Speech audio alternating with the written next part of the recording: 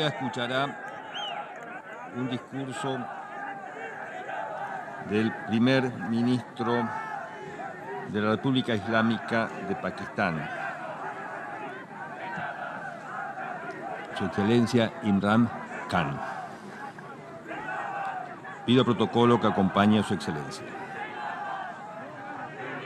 Tengo el gran placer de dar la bienvenida al señor primer ministro de la República Islámica de Pakistán, a quien invito a dirigirse a la Asamblea General.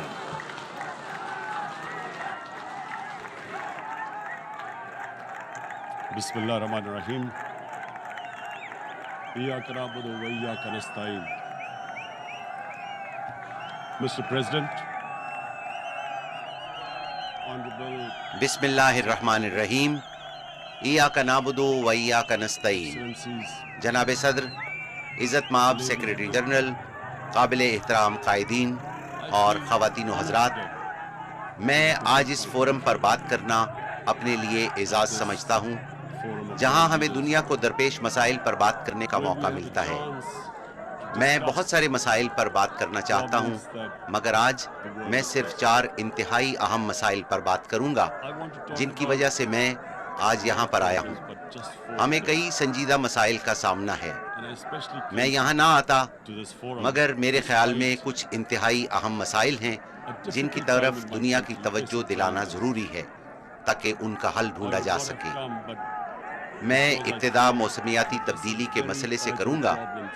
मौसमियाती तब्दीली के मसले पर बहुत से कायदीन ने बात की, मगर जनाब सदर, मुझे महसूस होता है कि इस मामले पर संजीदगी का मुजाहिरा नहीं किया जा रहा।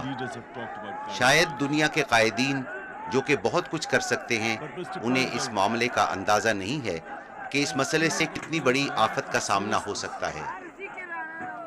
perhaps world leaders do not, some of the leaders who can do a lot, do not realize the urgency of the situation. We have a lot of ideas, but as someone said, हमारे पास बहुत से ideas मौजूद हैं, मगर जैसे किसी ने कहा है कि माली वसाइल की फराहमी के बगैर तसव्वुरात महज ख्वाब होते हैं। मैं अपने मुल्क पाकिस्तान की मिसाल देता हूँ। पाकिस्तान दुनिया के उन 10 ममालिक में शामिल है जिनको मौसमियाती तब्दीली से सबसे ज़्यादा खतरा है। we depend upon our rivers. हमारा दारोमदार अपने दरियाओं पर है। हम बुनियादी तौर पर एक ज़रई मुल्क हैं। हमारे दरियाओं में 80% पानी ग्लेशियर से पिघल कर आता है। Glaciers not just on the Pakistani side, even India. इसी तरह भारतीय दरिया गंगा और सिंध में 80% पानी हिमालय, काराकोरम और हिंदू कश के ग्लेशियर से पिघल कर आता है। From the glaciers, from the Himalayan glaciers, Karakoram, Hindu Kush. And these glaciers are melting at quite a rapid pace. We detected और already 5,000 ये ग्लेशियर तेज रफ्तारी से पिघल रहे हैं। हम अभी तक अपने पहाड़ों में 5,000 झीलों की निशानदेही कर चुके हैं, और अगर ये सिलसिला जारी रहता है और इसके बारे में कुछ नहीं किया जाता, तो हमें खदशा है कि हम इंसानों को एक बहुत बड़ी आफत दरपेश हो सकती। मेरे मुल्क में जब मेरी पार्टी सूबा खैबर पख्तूनख्वा में बरसरे इक़्तिदार आई, तो हमने 5 साल में 1 अरब दरख्त लगाने का फैसला किया, और अब हमने अगले 5 सालों में पाकिस्तान में 10 अरब दरख्त लगाने का हदफ मुकर्रर किया है। इसके पीछे मकसद मौसमियाती तब्दीली के मसले से निपटना है। लेकिन सिर्फ एक मुल्क अकेला कुछ नहीं कर सकता, इसलिए पूरी दुनिया ने इस मसले से मुश्तरका तौर पर निपटना है। मेरी उम्मीद की वजह ये हकीकत है कि अल्लाह ताला ने इंसान को बेपनाह कुव्वत दी है। हम कुछ भी कर सकते हैं, बशर्ते कि हम अपनी जिंदा रहने वाली जबिल्लत को झंझोड़ें। Provided our survival instinct is stirred up. And this is really what I hope. मुझे कवी उम्मीद है कि अक़वाम मुत्तहिदा इस सिलसिले में कायदाना किरदार अदा करेगी اس پر زیادہ سے زیادہ زور دینا چاہیے۔ امیر ممالک کو اس پر مجبور کیا جائے کہ ان گیسوں کے اخراج میں کمی لائیں جو درجہ حرارت میں اضافے کا باعث بنتی ہیں، کیونکہ ہم جیسے ممالک سے ایسی گیسوں کا اخراج نہ ہونے کے برابر ہے۔ لہٰذا میں سمجھتا ہوں کہ اقوام متحدہ کو اس سلسلے میں آگے آنا چاہیے۔ The United Nations must take leadership in this. My second issue. دوسرا مسئلہ جس پر میں آج بات کرنا چاہ رہا ہوں وہ میرے لیے اس سے بھی زیادہ اہم ہے۔ جناب صدر، ہر سال اربوں روپے غریب ممالک سے امیر ممالک میں منتقل کیے جاتے ہیں۔ ہر سال اربوں ڈالرز حکمران طبقات کی چوری کی نظر ہو جاتے ہیں، اور یہ سارا پیسہ مغربی بینک اکاؤنٹ میں منتقل کیا جاتا ہے، اور وہاں پر ان رقوم سے مہنگی جائیدادیں خریدی جاتی ہیں۔ جناب صدر، یہ عمل ترقی پذیر ممالک کو تباہ کر رہا ہے۔ اس سے غربت میں اضافہ ہو رہا ہے اور غریب ممالک قرضوں کے بوجھ تلے دب رہے ہیں، اور اس سے غریب اور امیر لوگوں میں فرق مزید بڑھتا جا رہا ہے۔ The developing world. This is causing more poverty, deaths. It's impoverishing the developing world. The difference between rich and poor countries is growing because of this. Money laundering, which money laundering اس وجہ سے ہو رہی ہے کیونکہ غریب ممالک سے امیر ممالک میں ہونے والی منی لانڈرنگ کو ویسے نہیں سمجھا جاتا جیسے منشیات سے حاصل کیا گیا پیسہ یا دہشت گردی کی مالی معاونت کے لیے استعمال ہونے والی مالی وسائل پر دنیا کی نظر ہے۔ غریب ممالک کو جس طرح اپنے با اثر طبقات لوٹ رہے ہیں، اس کو کوئی جرم تصور ہی نہیں کرتا۔ مجھے جب سال پہلے حکومت ملی تو اس سے پہلے والے 10 سالوں میں ہمارے ملک کے مجموعی قرضے میں 4 گنا اضافہ ہوا۔ جو قرضہ 60 سالوں میں لیا گیا تھا، اس کا 4 گنا صرف 10 سالوں میں لیا گیا۔ charge of our government a year back. In the 10 years preceding that, our total debt went up 4 times. The debt we had accumulated in 60 years, just in 10 years it went up 4 times. As a result, the total revenue... اس کے نتیجے میں ہم نے ایک سال میں جتنا tax اکٹھا کیا اس کا آدھا صرف قرضوں کی ادائیگی پر چلا گیا۔ اگر یہ حالات ہوں تو ہم انسانوں یعنی اپنے 22 کروڑ لوگوں پر پیسہ کیسے خرچ کریں گے؟ وجہ یہی تھی کہ ہمارے ملک کو حکمران طبقات نے بری طرح لوٹا تھا، اور وہ بڑی آسانی سے یہ سارا پیسہ ملک سے باہر لے گئے۔ جناب صدر، جب اس لوٹے ہوئے پیسے سے بیرون ممالک میں خریدی گئی جائیدادوں کی نشاندہی کی گئی تو ہمیں یہ پیسہ واپس لانے میں بہت سی مشکلات کا سامنا کرنا پڑ رہا ہے۔ ہم یہ پیسہ واپس لا کر اپنے لوگوں پر خرچ کر سکتے ہیں، مگر اس سلسلے میں بہت سی مشکلات درپیش ہیں۔ ایسے قوانین بنائے گئے ہیں جو ان مجرموں کو تحفظ فراہم کر رہے ہیں۔ Retrieve that money we could spend on our human beings. But they're such, it's so difficult. The laws protecting these criminals.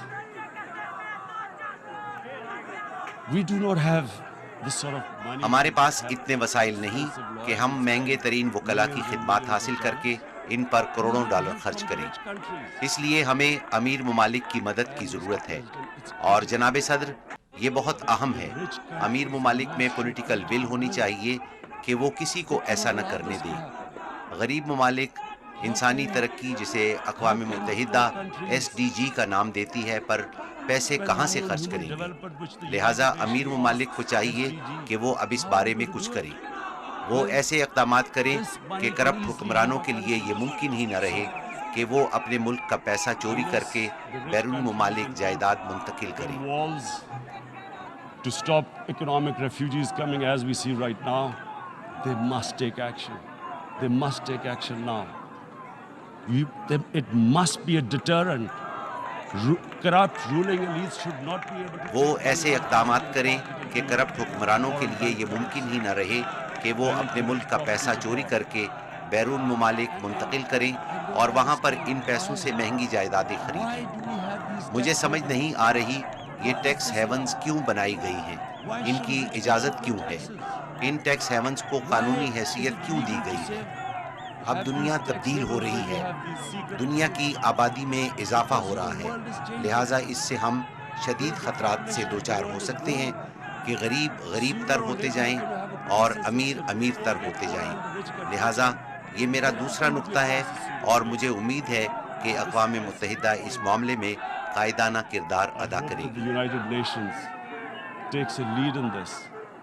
It involves the IMF, the World Bank, Asian Development Bank.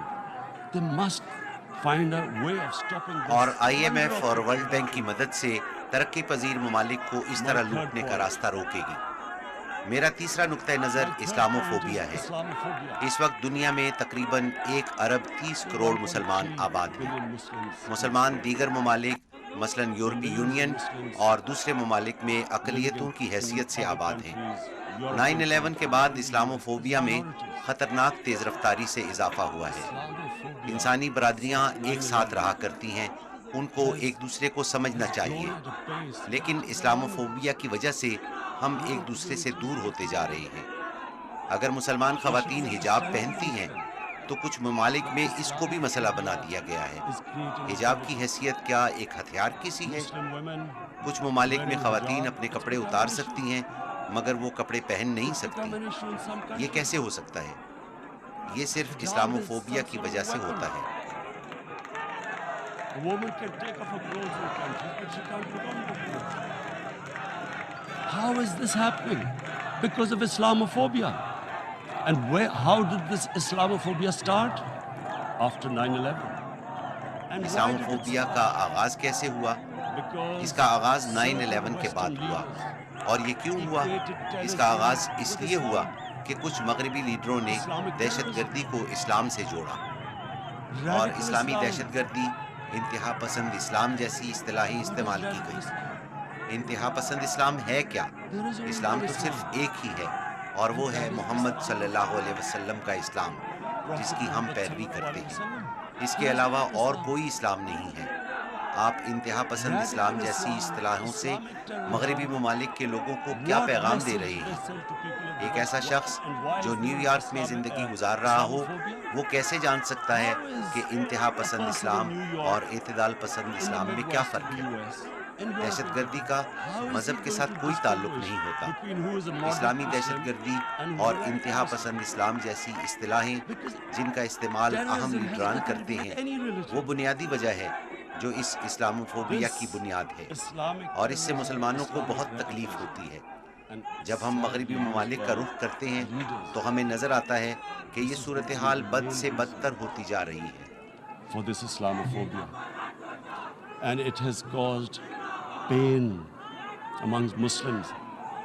We in Muslim countries watch this Islamophobia traveling abroad, and it's getting worse. And may I just say, Mr. President, that in جناب صدر، کیا میں کہہ سکتا ہوں کہ یورپی ممالک میں مسلمانوں کو کمزور کیا جا رہا ہے؟ ہم سب کو معلوم ہے کہ جب آپ کسی خاص طبقے کو کمزور کرتے ہیں تو اس سے انتہا پسندی جنم لیتی ہے۔ شام اور دیگر علاقوں میں بہت سے عسکریت پسندوں کا تعلق ان طبقات سے ہے جن پر ظلم کیا گیا ہے۔ میں کہنا یہ چاہتا ہوں کہ ہمیں اس مسئلے کو حل کرنا چاہیے۔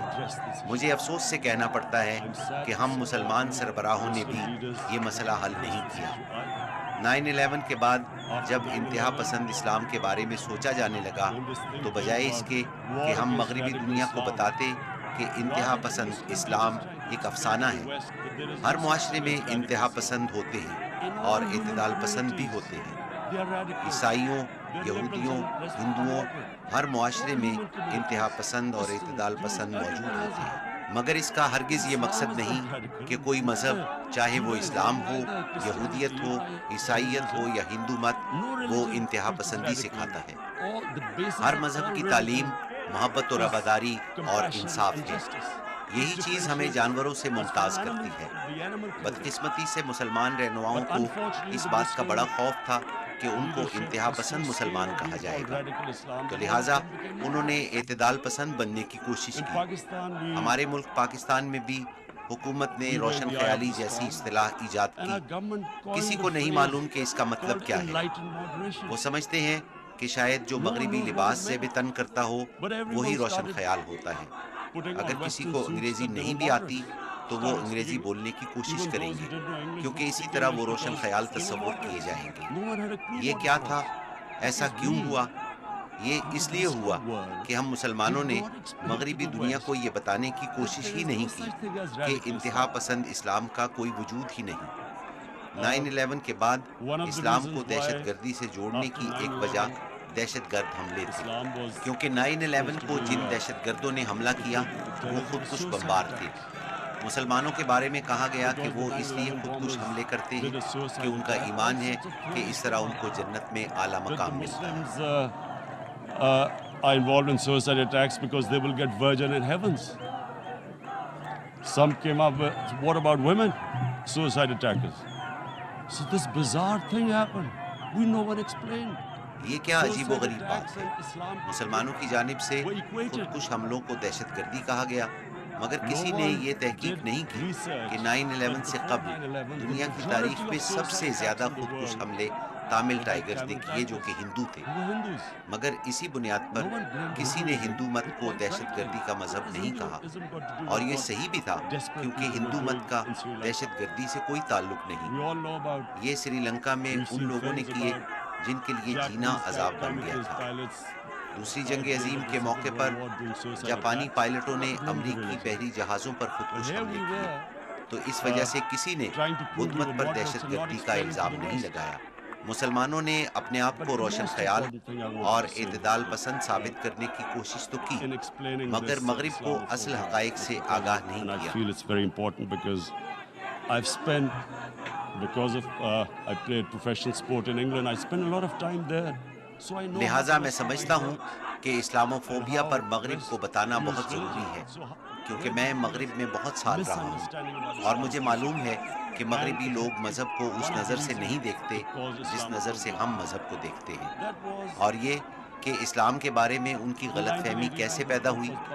1989 میں ایک کتاب شائع کی گئی جس میں ہمارے پیارے نبی صلی اللہ علیہ وسلم کی توہین کی گئی، جس سے مسلم دنیا میں رد عمل آیا۔ مغرب کو اس مسئلے کی سمجھ ہی نہیں آئی، کیونکہ مغرب میں مذہب کو بالکل مختلف نقطۂ نگاہ سے دیکھا جاتا ہے۔ وہ ہماری طرح مذہب کو نہیں دیکھتے، اسلام کو عدم برداشت کا مذہب سمجھا گیا۔ یہ مسئلہ وہاں سے شروع ہوا، اور پھر ہر 2-3 سال بعد کوئی اور سامنے آتا ہے اور ہمارے نبی صلی اللہ علیہ وسلم کی توہین کرتا ہے، جس پر مسلمان دنیا سے رد عمل آتا ہے، اور اس طرح اسلام کے بارے میں عدم برداشت کا تاثر پھیلتا جا رہا ہے۔ And Islam took a real beating 30 years ago. I still remember it became a watershed. And every 2 or 3 years, someone would malign our Prophet, peace be upon him. There would be a reaction by the Muslims. And again, it was Islam, an intolerant religion. Again this time, I blame a certain section of the people in the West who deliberately provoked this. میں مغرب میں ایک خاص طبقے کو اس ضمن میں ذمہ دار سمجھتا ہوں جو جان بوجھ کر اس قسم کی مذموم کوششیں کرتا ہے، کیونکہ ان کو معلوم ہے کہ اس سے کیا اثرات پیدا ہوں گے۔ مغربی دنیا کی اکثریت کو اس کی سمجھ ہی نہیں ہے، اور اس سلسلے میں مسلمان رہنماؤں نے مسلمانوں کو رسوا کیا ہے۔ ہمیں ان کو بتانا چاہیے کہ ہمارے نبی صلی اللہ علیہ وسلم کی ہمارے لیے کیا حیثیت ہے۔ میں آپ کو بتاتا ہوں کہ ہمارے نبی صلی اللہ علیہ وسلم کی ہمارے دلوں میں کتنی محبت ہے۔ نبی اکرم صلی اللہ علیہ وسلم ہماری مقدس کتاب قرآن پاک کے گواہ تھے، اور قرآن مسلمانوں کی رہنمائی کرتا ہے، اور نبی صلی اللہ علیہ وسلم کی زندگی قرآن کا عملی نمونہ ہے۔ نبی صلی اللہ علیہ وسلم نے ریاست مدینہ قائم کی جو دنیا کی تاریخ کی پہلی فلاحی ریاست تھی، اور یہی ریاست مسلمانوں کی تہذیب و تمدن کی بنیاد بنی جو 700 سالوں تک دنیا کی عظیم الشان تہذیب رہی۔ اور وہ ریاست تھی کیا؟ میں اسلام کے بارے میں عجیب و غریب باتیں سنتا ہوں کہ یہ خواتین کے خلاف ہے، یہ اقلیتوں کے خلاف ہے۔ اسلام نے مدینہ میں جس ریاست کی بنیاد رکھی وہ دنیا کی تاریخ کی پہلی فلاحی ریاست تھی۔ یہ وہ ریاست تھی جس نے پہلی دفعہ ناداروں، بیواؤں، یتیموں اور معذوروں کی ذمہ داری لی، امیروں سے ٹیکس وصول کیا اور غریبوں پر خرچ کیا۔ The state took responsibility of the weak, widows, orphans, poor people, handicapped. It taxed the rich, spent the money on the poor. The state announced that all human beings are children of Adam. ریاست نے اعلان کیا کہ تمام انسان حضرت آدم علیہ السلام کی اولاد ہیں. رنگ و نسل کی بنیاد پر ایک کو دوسرے پر کوئی فوقیت حاصل نہیں. پیغمبر اسلام صلی اللہ علیہ وسلم نے اعلان کیا کہ غلام کو آزاد کرنا بہت بڑی نیکی ہے. اس زمانے میں پورے معاشرے کی بنیاد غلامی پر تھی، مگر نبی صلی اللہ علیہ وسلم نے انسانیت کو غلامی سے آزاد کرنے کے لیے عملی اقدامات کیے. آپ نے اعلان کیا کہ غلاموں کو بھی برابر کا شہری سمجھا جائے. یہی وجہ تھی کہ مسلمانوں میں غلام بھی بادشاہ بنے. مصر اور ہندوستان میں غلاموں نے بادشاہی کی اور پھر اقلیتوں کے ساتھ انتہائی اچھا برتاؤ کیا. اسلام کے بارے میں یہ تاثر غلط ہے کہ مسلمان اقلیتوں کا خیال نہیں کرتے. نبی صلی اللہ علیہ وسلم نے اعلان کیا کہ غیر مسلموں کی عبادت گاہوں کو تحفظ دیا جائے. آپ نے اعلان کیا کہ تمام شہری قانون کی نظر میں برابر ہیں. رنگ و نسل کی بنیاد پر انسانوں میں کوئی تفریق نہیں. میں ہمیشہ اس کیس کی مثال دیتا ہوں کہ اسلام میں چوتھے خلیفہ حضرت علی رضی اللہ تعالیٰ عنہ جو سربراہ مملکت تھے، ایک یہودی سے مقدمہ ہارے تھے. To protect the places of worship of all religions.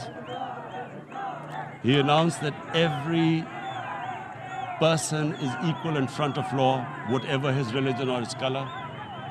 And this incredible case, and I always quote this, that the fourth Khalifa, the head of state of Medina, he lost a court case against a Jewish citizen. سب سے پہلے تو اس سے یہ ظاہر ہوتا ہے کہ تمام شہری قانون کی نظر میں برابر تھے. قانون سے کوئی بالاتر نہیں تھا. دوسری بات یہ کہ ریاست مدینہ میں یہودی بھی برابر کے شہری تھے. اس سے یہ بھی ثابت ہوتا ہے کہ جب مسلمان معاشرہ اقلیتوں کے حقوق سلب کرتا ہے تو وہ اسلام اور نبی صلی اللہ علیہ وسلم کی تعلیمات سے روگردانی کرتا ہے. لہٰذا یہ بہت اہم ہے کہ یہ سمجھنے کی کوشش کی جائے کہ نبی صلی اللہ علیہ وسلم ہمارے دلوں میں رہتے ہیں. تو جب ہمارے نبی کی شان میں گستاخی کی جاتی ہے تو ہمارے دلوں کو درد پہنچتا ہے، اور ہمیں اس بات کا علم ہے کہ دل کا درد طبعی درد کے مقابلے میں بہت اذیت ناک اور دردناک ہوتا ہے. یہی وجہ ہے کہ مسلمانوں سے رد عمل آتا ہے. میں نے ہمیشہ سے یہ تصور کیا کہ جب بھی مجھے موقع ملے گا تو میں دنیا کو، بالخصوص مغربی دنیا کو بتانے کی کوشش کروں گا، کیونکہ مغربی دنیا میں لوگوں کو علم ہی نہیں کہ یہ کتنا حساس معاملہ ہے. To the world community, especially to the Western community, because having lived in the Western community, people didn't understand this. When I first went as a teenager to England, there was a... جب میں ایک نوجوان کی حیثیت سے England گیا تو اس زمانے میں حضرت عیسیٰ علیہ السلام پر ایک کامیڈی فلم بنائی گئی تھی، مگر مسلمان معاشرے میں ایسی چیزوں کا سوچا بھی نہیں جا سکتا. لہٰذا ہمیں بتانے کی ضرورت ہے کہ ان چیزوں سے کیسے مسلمانوں کے دلوں کو دکھ پہنچتا ہے. مغربی معاشروں میں یہودیوں کے قتل عام کے بارے میں بڑی حساسیت پائی جاتی ہے، اور ہونی بھی چاہیے، کیونکہ جن چیزوں سے ان کے دلوں کو دکھ پہنچتا ہے ان کے بارے میں حساسیت ہونی چاہیے. مگر یہی جذبات مسلمانوں کے بارے میں بھی ہونے چاہیے.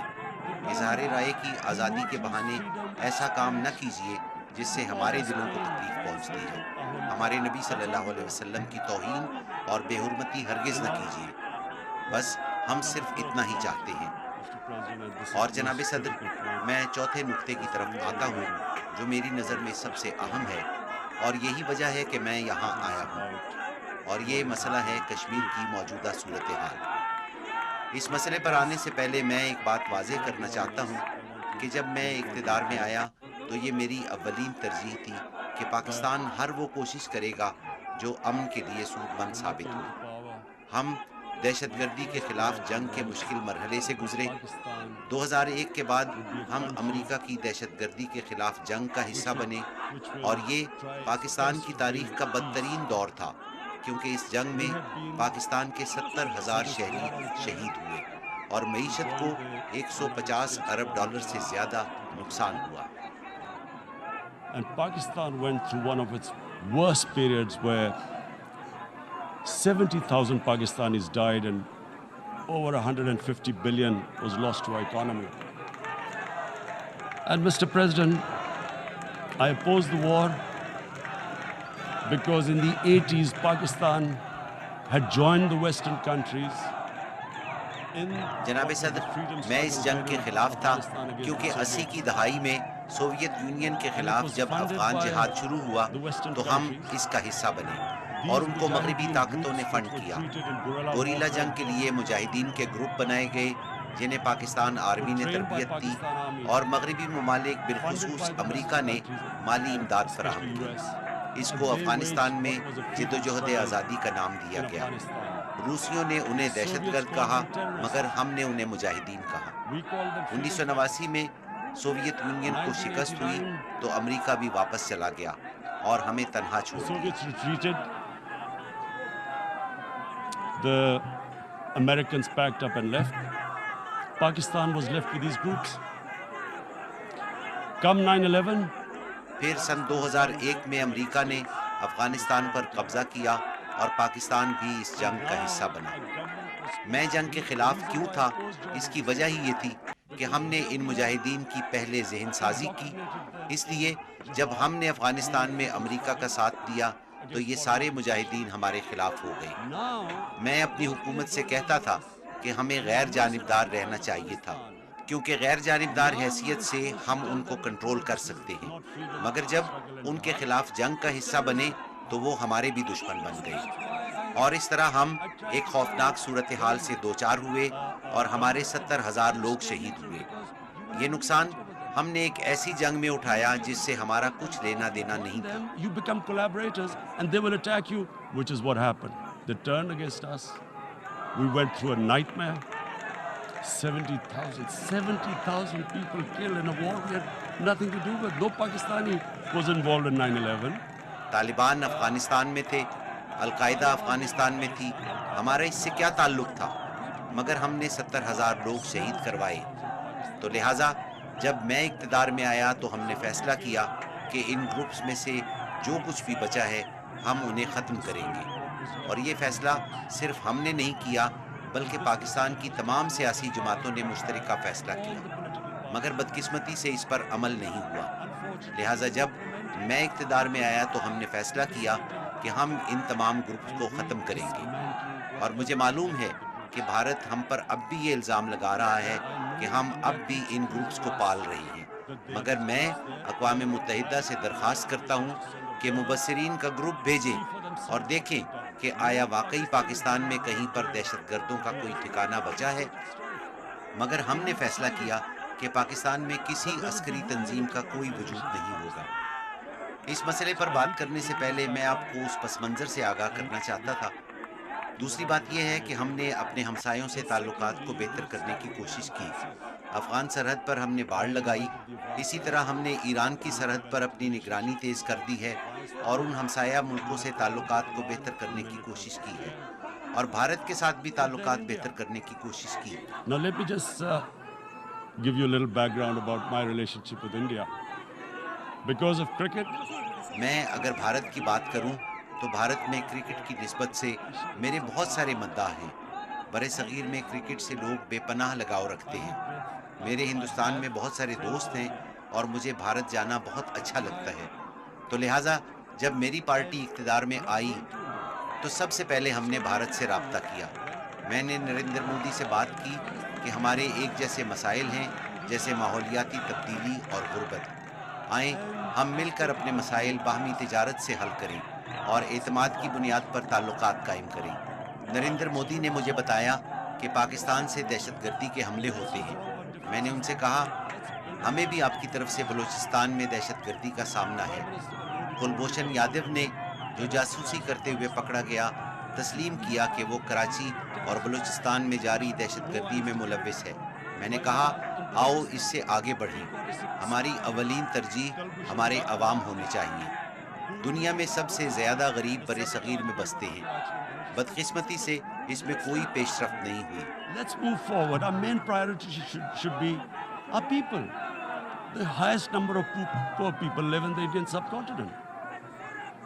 Unfortunately, didn't make any headways. Our foreign minister was supposed to be on this in the UNGA last year. गुज़िश्ता अक़वाम मुत्तहिदा की जनरल असम्बली के इजलास के दौरान हमारे वज़ीर ख़ारजा को अपने भारतीय हम मनसब से मुलाकात करनी थी, जो भारत ने मनसूख कर दी।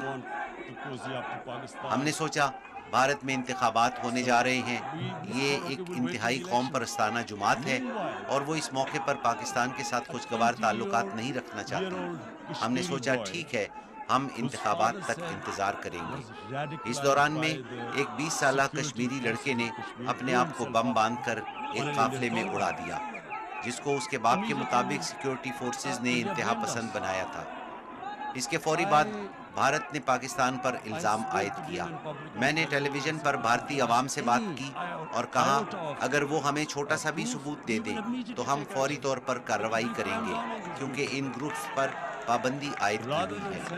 हमें सबूत फराहम करने के बजाय उन्होंने हमारे मुल्क में बमबारी के लिए जहाज़ भेजे। हमने जवाबी कार्रवाई की, 2 जहाज़ मार गिराए और एक पायलट को गिरफ्तार कर लिया। हमने फौरी तौर पर पायलट को वापस कर दिया और ये पैगाम दिया कि हम कशीदगी में इजाफा नहीं चाहते। इस इक़दाम को अमन का पैगाम समझने की बजाय उन्होंने अपनी सारी इंतखाबी मुहिम इस बात पर मरकूज रखी कि उन्होंने पाकिस्तान को कैसा सबक सिखाया है और 350 दहशतगर्दों को हलाक कर दिया है, जो कि एक सफ़ेद झूठ है। 350 terrorists, complete lie. They had just killed about 10 trees of ours. इसमें हमारे सिर्फ 10 दरख्तों को नुकसान पहुंचा और ये भी हमारे लिए खासा तकलीफ दे था। He then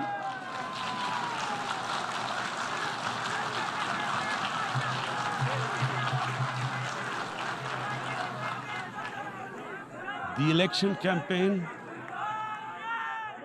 इंतखाबी मुहिम में मोदी ने कहा ये सिर्फ एक ट्रेलर है और फिल्म अभी बाकी है और हमने पाकिस्तान में जाकर उन्हें सबक सिखाया है। ये उनकी इंतखाबी मुहिम थी।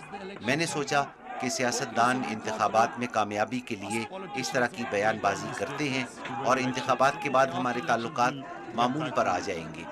मगर जो ही इंतखाबात ख़त्म हुए हमने भारत से राब्ता किया, मगर कोई जवाब ना आया और फिर मालूम हुआ कि वो हमें FATF के ज़रिए ब्लैक लिस्ट कराना चाहते हैं ताकि हम दिवालिया हो जाएं। उस वक्त हमने ये महसूस किया कि मोदी का कोई एजेंडा है।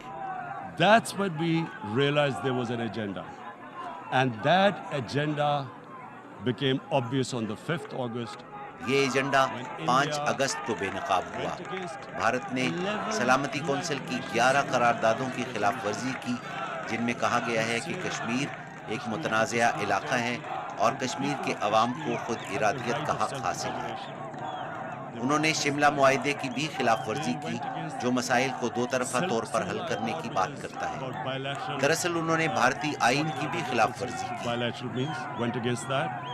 They actually went against the Indian Constitution. Illegally, they revoked Article 370, which gave Kashmir the special status. जब उन्होंने गैर कानूनी तौर पर आर्टिकल 370 को मनसूख किया, जिसके ज़रिए कश्मीर को खुसूसी हैसियत दी गई थी, उन्होंने कश्मीर में 1,80,000 इजाफी फौजी भिजवाए। अब कश्मीर में भारतीय फौज की मजमूई तादाद 9 लाख है और उन्होंने 80 लाख कश्मीरियों को कर्फ्यू लगाकर महसूर किया हुआ है। Mr. President, now I just briefly want to make the people understand. जनाब सदर, मैं आपको मुख्तसर तौर पर ये बात समझाना चाहता हूँ कि कोई ऐसा कैसे कर सकता है, और मुझे ये वाज़ेह करना होगा कि RSS क्या है। नरेंद्र मोदी RSS का ताहयात मेंबर है। Mr. Narendra Modi is a life member of RSS. RSS was an organization that was inspired by Adolf Hitler and Mussolini, came about in 1925. RSS Hitler और मुसोलिनी से मुतासिर है, जिसका क़याम 1925 में अमल में आया। ये नस्ली इम्तियाज़ पर यकीन रखते हैं। वो ये भी मानते हैं कि वो आर्याई नस्ल से हैं। नाजी इज़्म को मानने वाले भी यही कहते थे। جو میں کہہ رہا ہوں اس کی تصدیق کی جا سکتی ہے. یہ وقت معلوماتی انقلاب کا ہے. آپ جاننے کے لیے گوگل کی مدد لے سکتے ہیں. میرے لیے یہ بہت اہم ہے کہ وضاحت کروں تاکہ معلوم ہو کہ اس وقت بھارت میں کیا ہو رہا ہے. آر ایس ایس بھارت میں مسلمانوں کی نسل کشی پر یقین رکھتی ہے. ان کا اولین نقطۂ نظر ہندوؤں کی بالادستی اور مسلمانوں اور عیسائیوں کے لیے نفرت ہے.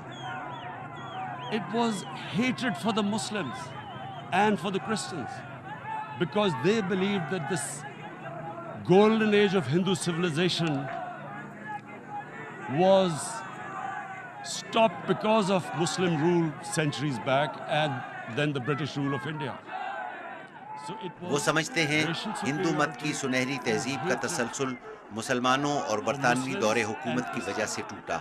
یہ بات کھلے عام کہی This گئی. is openly stated. You look at the founding fathers of RSS. آپ آر ایس ایس کے بانیوں پر نظر ڈالیں, آپ گوگل پر جائیں تو سب معلوم ہو جائے گا. Just Google them and you'll find out. And this ideology of hate is what murdered the great Mahatma Gandhi in 1948. 1948 میں عظیم لیڈر مہاتما گاندھی کے قتل کی وجہ یہی نفرت پر مبنی نظریہ تھا. اور پھر سن 2002 میں یہی نظریہ تھا جب مودی نے گجرات میں مسلمانوں کا منظم قتل عام کیا جب وہ وزیر اعلیٰ تھے. He allowed 3 days for these RSS goons who were inspired by the Hitler brown shirts. They actually wear brown shirts. This RSS R S S کے غنڈے 3 روز تک مسلمانوں کا قتل عام کرتے رہے, جنہوں نے 2000 مسلمانوں کو بے دردی سے قتل کیا. انہوں نے ہٹلر کی پسندیدہ براؤن رنگ کی قمیضیں پہن رکھی. کانگریس کے سابق وزیر داخلہ نے بیان دیا کہ آر ایس ایس کے کیمپوں میں دہشت گردوں کو تربیت دی جا رہی ہے, جنہوں نے 2000 مسلمانوں کو قتل کیا اور 1,50,000 مسلمان بے گھر ہوئے. یہی وجہ تھی کہ نریندر مودی کے امریکہ داخلے پر پابندی عائد کر دی گئی تھی. مجھے آپ کو یہ پس منظر بتانا ہے کہ یہ کیسی ذہنیت ہے جو 80 لاکھ لوگوں کو 9 لاکھ فوجیوں کی موجودگی میں محصور کر دیتی ہے. عورتوں, بچوں اور بیمار افراد کو گھروں میں جانوروں کی طرح قید کر دیا گیا. اصل میں جو میں برطانیہ کے بارے میں جانتا ہوں کہ اگر وہاں 80 لاکھ جانوروں کو بھی بند کیا جاتا تو بہت زیادہ شور برپا ہوتا. یہ تو پھر انسان ہے.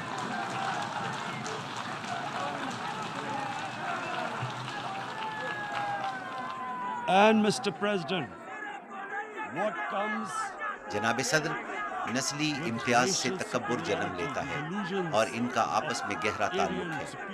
تکبر ہی افراد سے غلط اور ظالمانہ اقدام کرواتا ہے, جیسے کہ نریندر مودی نے کیا.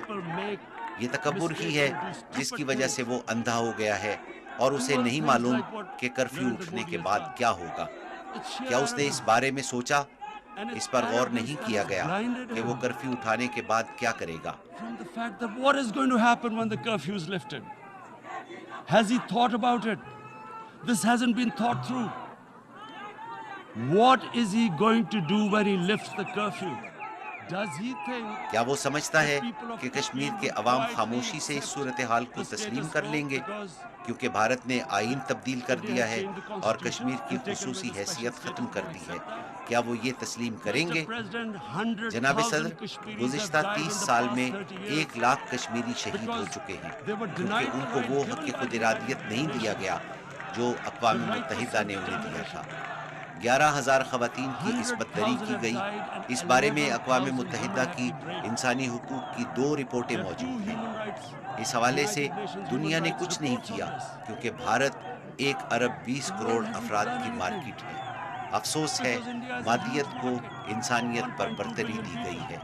اس کے سنگین نتائج ہوں گے. the material prevails over the human? But this has serious consequences. Again, I repeat, that's why I'm here. Look, میں یہی بات کرنے یہاں آیا ہوں. دیکھیں, جب کرفیو اٹھایا جائے گا تو قتل عام ہوگا. لوگ باہر نکلیں گے. وہاں 9 لاکھ فوج ہے. وہ اس لیے کشمیر میں نہیں آئے کہ وہاں خوشحالی آئے گی جیسا کہ نریندر مودی کہتا ہے. وہ باہر نکلیں گے تو فوج کیا کرے گی؟ قتل عام ہوگا. کیا اس پر اس نے غور کیا؟ When they come out, there'll be a bloodbath. Has he thought it through what happens then? Mr. President, has anyone thought that what happens when there is a bloodbath? جناب صدر، کیا کسی نے اس پر غور کیا کہ کیا ہوگا جب وہاں قتل عام ہوگا؟ آپ کے خیال میں کشمیری عوام پر کیا اثرات ہوں گے؟ آپ کے خیال میں وہ کیا سوچیں گے؟ جس انداز میں انہیں قید کیا گیا ہے، ان کے ساتھ جانوروں سے بھی بدتر سلوک کیا گیا ہے۔ تمام سیاسی قیادت بھی حراست میں ہے، جنہیں کشمیر سے باہر منتقل کیا گیا ہے، حتیٰ کہ بھارت کے حامی کشمیری رہنماؤں کو بھی وہاں سے بھیج دیا گیا ہے۔ 13,000 نوجوانوں کو گرفتار کیا گیا ہے اور معلوم نہیں کہاں رکھا گیا ہے۔ آپ کے خیال میں کشمیری عوام کیا کریں گے جب کرفیو اٹھے گا؟ وہ سڑکوں پر نکلیں گے تو فوجی رد عمل میں ان پر گولی چلائیں گے۔ پہلے ہی وہ پیلٹ گن کا استعمال کر رہی ہے، جو گزشتہ 5 سال سے ظلم جاری ہے، اور پیلٹ گن سے نوجوانوں کو بصارت سے محروم کیا جا رہا ہے، جس کے نتیجے میں کشمیریوں میں انتہا پسندی بڑھے گی۔ جناب صدر، پھر ایک اور پلوامہ ہوگا، اور پھر بھارت، جو ہم پر پہلے ہی الزام لگا رہا ہے، مزید الزامات لگائے گا۔ وہ کہہ رہے ہیں کہ یہ سب کچھ پاکستان کی وجہ سے ہو رہا ہے۔ ان کے وزیر دفاع نے کہا کہ کنٹرول لائن پر 500 دہشت گرد بھارت میں داخلے کے لیے تیار ہیں۔ پاکستان 500 دہشت گرد کیوں بھیجے گا جہاں 9 لاکھ فوج موجود ہے؟ وہ ان پر کیا اثر ڈالیں گے، اور ہم ایسا کیوں کریں گے؟ کیا ہمیں معلوم نہیں کہ جب وہاں دہشت گردی کا واقعہ ہوگا تو کشمیریوں پر مظالم میں اضافہ ہوگا؟ ہم 9 لاکھ فوجیوں کو یہ موقع فراہم کریں گے کہ وہ کشمیریوں کو مزید دبائیں؟ 900,000 troops to further crush the people of Kashmir. And then we'll give the Indian government اور بھارتی حکومت کو بھی یہ موقع دیں گے کہ وہ پاکستان پر دہشت گردی کا الزام لگاتے ہوئے اسلامی دہشت گردی کا منترا دہرائے، جسے سنتے ہی ساری دنیا اپنا منہ پھیر لیتی ہے اور کوئی انسانی حقوق کی بات نہیں کرتا، اور آپ جو چاہیں وہ کریں۔ جو آج کشمیر میں ہو رہا ہے وہ اسلامی دہشت گردی کی رٹ لگاتے رہیں گے، جو کہ وہ اب کر رہے ہیں۔ ہمیں اس سے کیا فائدہ ہوگا، اور کشمیری عوام پر ظلم میں اضافہ ہوگا، اور ہم یہ کیوں چاہیں گے؟ لیکن بھارت کے پاس کوئی اور بیانیہ نہیں۔ جب وہ کرفیو اٹھائیں گے، جو بھی رد عمل آئے گا، اس کا الزام پاکستان پر لگے گا۔ But there is no other narrative left for India. As when they lift the curfew, whatever happens, Pakistan will be blamed, and there is always a danger of another Pulwama. They will again ایک اور پلوامہ کا خطرہ ہر وقت موجود ہے۔ ہو سکتا ہے وہ دوبارہ ہم پر حملہ کرے اور پھر وہی سلسلہ دوبارہ چل پڑے۔ اور نریندر مودی کیا سوچتا ہے کہ اس وقت بھارت میں 18 کروڑ مسلمان کیا سوچ رہے ہیں؟ کیا وہ یہ نہیں دیکھ رہے کہ کشمیریوں کے ساتھ وہاں کیا ہو رہا ہے؟ 55 دنوں سے وہ گھروں میں قید ہیں۔ کیا وہ نہیں دیکھ رہے؟ آپ نہیں سمجھتے کہ بھارت میں رہنے والے 18 کروڑ مسلمان کیا انتہا پسندی کی طرف مائل نہیں ہوں گے؟ اور جب وہ انتہا پسند بن جائیں گے تو پھر سارے بھارت میں ایسے ہی واقعات ہوں گے، ہم پر دوبارہ الزام لگے گا۔ again we will be blamed, and I'm warning you right now, again we will be blamed. میں آپ کو خبردار کر رہا ہوں کہ ہم پر دوبارہ الزام لگے گا۔ جناب صدر، 1 ارب 30 کروڑ مسلمانوں کے بارے میں کیا خیال ہے جو سب دیکھ رہے ہیں؟ انہیں معلوم ہے کہ کشمیر میں ہندوؤں کے ساتھ نہیں بلکہ کشمیری مسلمانوں پر ظلم ہو رہا ہے۔ انہیں معلوم ہے کہ یہ سب کچھ ان کے مذہب کی وجہ سے ہے۔ آپ کیا سمجھتے ہیں کہ اگر 80 لاکھ کی بجائے محض 8,000 یہودیوں کے ساتھ یہ سلوک ہو تو وہ کیا سوچیں گے؟ یورپ کے لوگ کیا سوچیں گے؟ کسی کے ساتھ بھی ایسا ہو تو وہ کیا سوچے گا؟ کیا ہم کمتر مخلوق ہیں؟ کیا ہمیں اس سے تکلیف نہیں پہنچتی؟ اور پھر کیا ہوگا؟ 1 ارب 30 کروڑ مسلمانوں میں سے کچھ ہتھیار اٹھا لیں گے۔ Are we a children of a lesser God? Is it not going to cause us pain? And then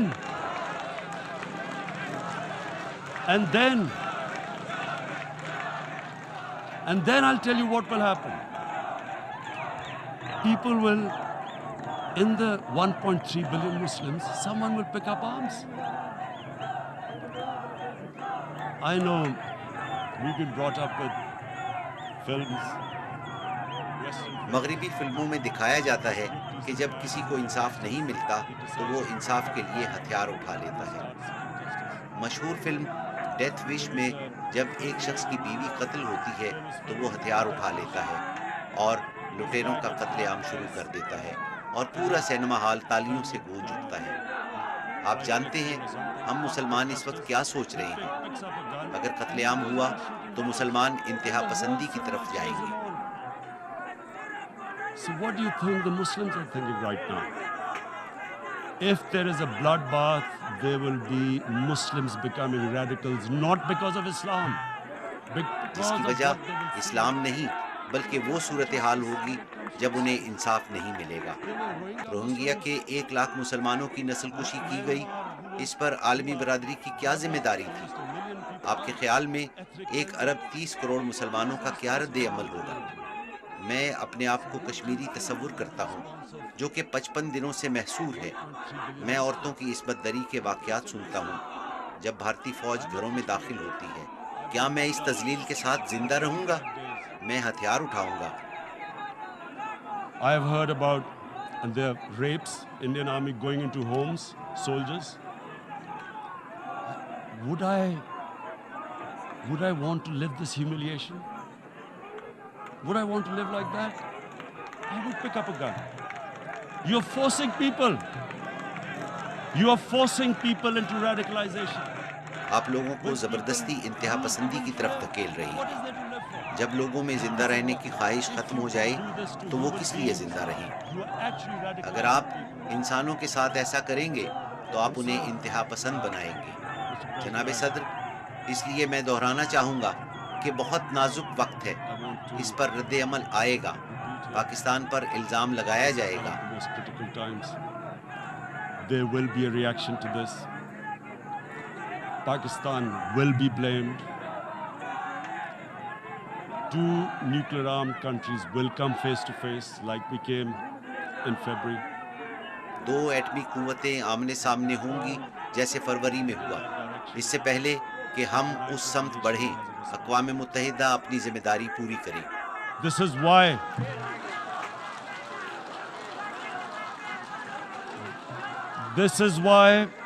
the United Nations came into یہی وجہ ہے کہ 1945 میں اقوام متحدہ وجود میں آئی تھی۔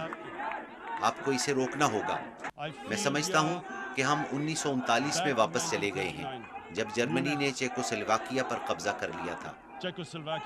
عالمی برادری کیا کرے گی؟ کیا یہ 1 ارب 20 کروڑ عوام کی مارکیٹ کو خوش رکھے گی یا انصاف اور انسانیت کے ساتھ کھڑی ہوگی؟ A market of 1.2 billion, or is it going to stand up for justice and humanity?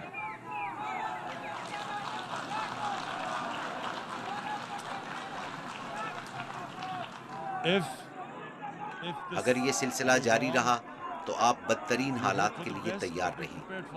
جناب صدر، اگر 2 ایٹمی ملکوں میں روایتی جنگ چھڑ جاتی ہے تو کچھ بھی ہو سکتا ہے۔ اگر اپنے ہمسائے سے 7 گنا چھوٹے ملک کو یہ فیصلہ کرنا پڑے کہ یا تو وہ ہتھیار پھینک دے یا پھر موت تک اپنی آزادی کے لیے جنگ لڑے، ہم کیا کریں گے؟ میں اپنے آپ سے سوال کرتا ہوں۔ میرا یقین ہے کہ اللہ ایک ہے اور ہم جنگ کریں گے۔ Either you surrender or you fight for your freedom till death. What will we do? I ask myself this question.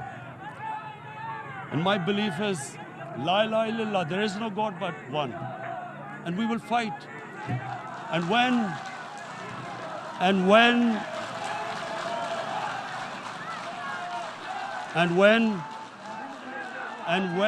nuclear اور جب armed country ایٹمی fights ممالک to the آخر end, تک جنگ لڑتے it will ہیں have تو اس کے نتائج consequences سرحدوں سے far آگے beyond نکل جاتے ہیں۔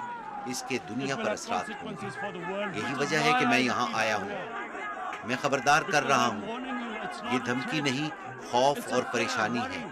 ہم کس طرف جا رہے ہیں؟ میں یہاں اقوام متحدہ کو بتانے کے لیے آیا ہوں کہ یہ آپ کا امتحان ہے۔ آپ ہی نے کشمیریوں کو حق خود ارادیت دیا تھا۔ وہ اس پر عمل درآمد نہ ہونے کی وجہ سے مشکلات They میں are ہیں. suffering because of that. And this is the time. This is the time not to appease like in 1939. یہ کسی کو خوش کرنے کا وقت نہیں جیسا کہ 1939 میں کیا گیا.